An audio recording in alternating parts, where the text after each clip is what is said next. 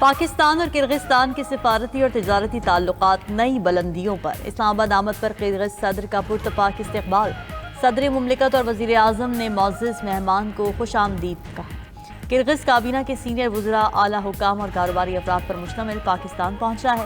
کرغز صدر کے دورے میں تجارت، توانائی اور دفاع سمیت دیگر شعبوں میں معاہدے اور مفاہمتی یادداشتوں پر دستخط ہوں گے۔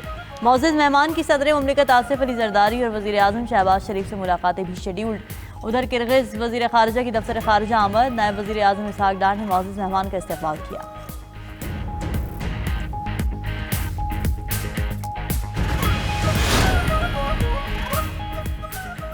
پی آئی اے کی بولی 23 دسمبر کو ہوگی۔ بولی کی تقریب ٹی وی پر براہ راست نشر ہوگی۔ وزیر اعظم شہباز شریف کی پی آئی اے کی نجکاری میں حصہ لینے والی تمام کاروباری شخصیات اور کمپنیوں کے نمائندوں سے ملاقات میں گفتگو۔ کہا کہ پی آئی اے کی نجکاری میں شفافیت اور میرٹ اولین ترجیح ہے۔ سیاحتی شعبے کی ترقی کے لیے قومی ایئر لائن کو عصری تقاضوں سے ہم آہنگ کرنا انتہائی ضروری ہے۔ ادھر وزیر اعظم شہباز شریف کا انڈونیشیا کے صدر کو فون، سیلاب اور تودے گرنے سے تباہی اور انسانی جانوں کے ضیاع پر افسوس کا اظہار۔ وزیر اعظم کی انڈونیشیا کو ہر ممکن مدد فراہم کرنے کی پیشکش۔ کہا کہ انڈونیشیا میں بحالی اور تعمیر نو میں معاونت کے لیے تیار ہے۔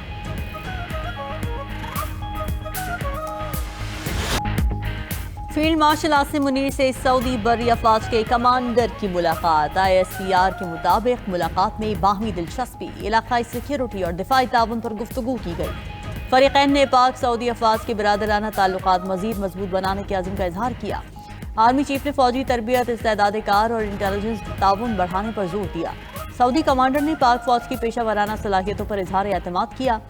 آئی ایس پی آر کے مطابق فیلڈ مارشل عاصم منیر سے بحرین نیشنل گارڈز کے کمانڈر جنرل بھی ملے۔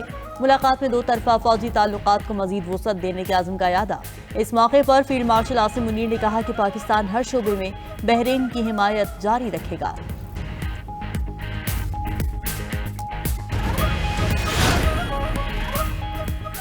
خیبر پختونخوا کو این ایف سی کا شیئر نہیں دیا جا رہا۔ فاٹا انضمام کے بعد 1000 ارب روپے دینے کا وعدہ کیا گیا تھا۔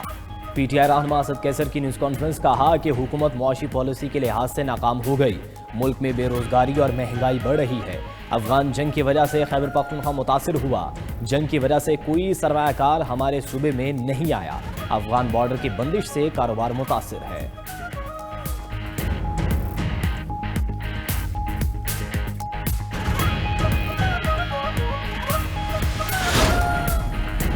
وزیر اعلیٰ سہیل آفریدی نے صوبے کے موجودہ حالات کو غیر معمولی قرار دے دیا۔ وزیر اعلیٰ خیبر پختونخوا کی زیر صدارت پولیس فورس اور سول افسران کا مشترکہ دربار۔ وزیر اعلیٰ نے کہا کہ خیبر پختونخوا 4 دہائیوں سے دہشت گردی کی زد میں ہے۔ پولیس نے کم وسائل کے باوجود 21 سال دہشت گردی کا ڈٹ کر مقابلہ کیا۔ دہشت گردی کے خلاف قربانیوں پر پوری قوم کو فخر ہے۔ خیبر پختونخوا میں ہر حال میں امن بحال کریں گے۔ بدکمروں کے فیصلے اب مزید قبول نہیں۔ پولیس کو جدید ترین ٹیکنالوجی ہنگامی بنیادوں پر دی جا رہی ہے۔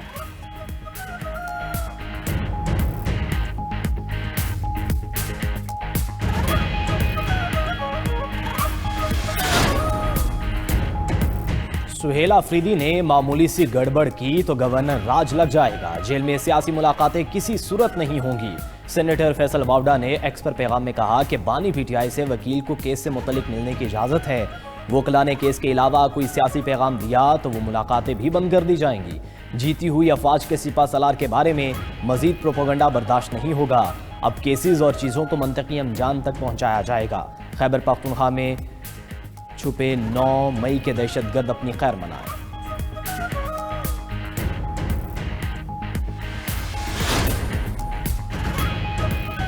بانی پی ٹی آئی کا شوکت خانم کے ڈاکٹر سے طبی معائنے کے لیے عدالت سے رجوع۔ اسلام آباد ہائی کورٹ میں دائر درخواست میں موقف اختیار کیا کہ بانی پی ٹی آئی کو کچھ طبی مسائل کا سامنا ہے۔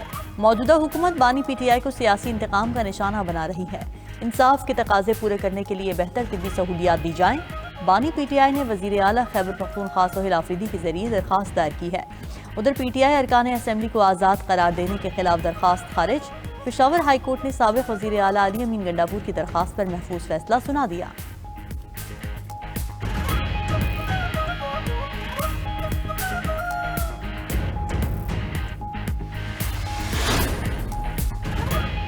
عمر ایوب اور زرتاج گل اشتہاری قرار، پی ٹی آئی رہنما کے خلاف سنجانی جلسہ کیس، انسداد دہشت گردی، عدالت اسلام آباد کا اشتہاری ملزمان کی جائیدادیں ضبط کرنے کا بھی حکم، زین قریشی، علی بخاری، شیر افضل مروت، شیب شاہین کی حاضری سے استثناء کی درخواستیں منظور، کیس کی مزید سماعت 20 دسمبر تک ملتوی کر دی۔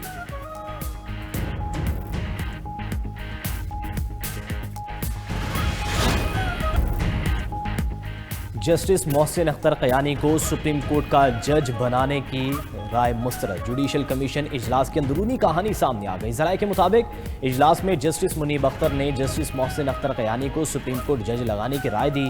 جسٹس منیب اختر کی رائے سے جوڈیشل کمیشن کے کسی ممبر نے اتفاق نہیں کیا۔ دوسری جانب لاہور کے ضلعی عدلیہ کے سول جج سید جہانزیب بخاری نے اپنے عہدے سے استعفیٰ دے دیا۔ جج سید جہانزیب بخاری نے اپنا استعفیٰ chief justice Lahore high court کو بھجوا دیا۔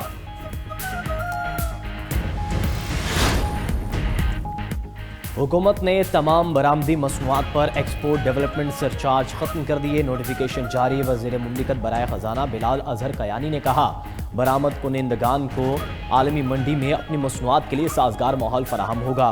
لاگت میں کمی سے پاکستان کی برآمدی مسابقت میں اضافہ متوقع ہے۔ وفاقی حکومت نے فائنانس ایکٹ 1991 کے تحت عائد سرچارج سے تمام برآمدی اشیاء کو مکمل استثناء دیا ہے۔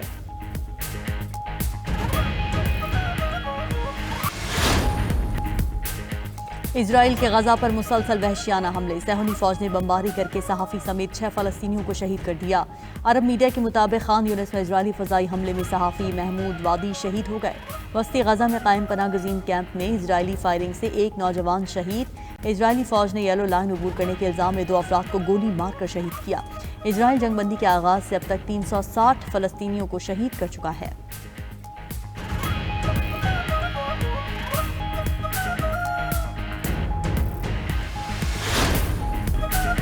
امریکہ نے 19 ممالک کے شہریوں کی امیگریشن درخواستیں معطل کر دیں۔ Afghanistan, Iran, Libya, Myanmar, Somalia, Sudan, Turkmenistan اور یمن کے نام شامل گرین کارڈ اور امریکی شہریت کی درخواستیں بھی روک دیں۔ صدر ٹرمپ نے نیو یارک میں 7 امیگریشن ججز کو برطرف کر دیا۔ جنوری سے اب تک 100 سے زائد ججز نکالے گئے یا خود ملازمت چھوڑ گئے۔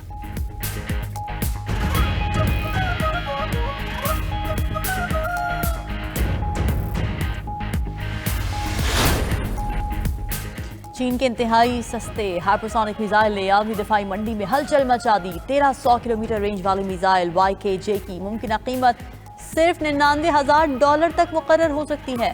رپورٹ کے مطابق چینی ہائپرسونک میزائل آواز سے 7 گنا تیز رفتار رکھتا ہے۔ میزائل کم لاگت فوم کانکریٹ جیسے مواد سے تیار کیا گیا ہے۔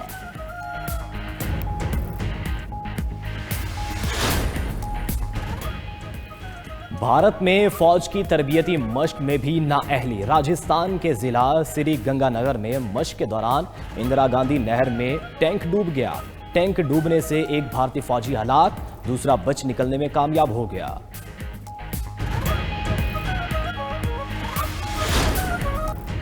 فیفا ورلڈ کپ کا شاندار آغاز، فلسطین نے میزبان قطر کو سنسنی خیز مقابلے میں 1-0 سے شکست دے دی۔ سنسنی خیز میچ میں میزبان قطر کو 1-0 سے شکست ہوئی۔ قطری ڈیفینڈر سلطان البرٹ نے اپنی ہی ٹیم کے خلاف گول کر ڈالا۔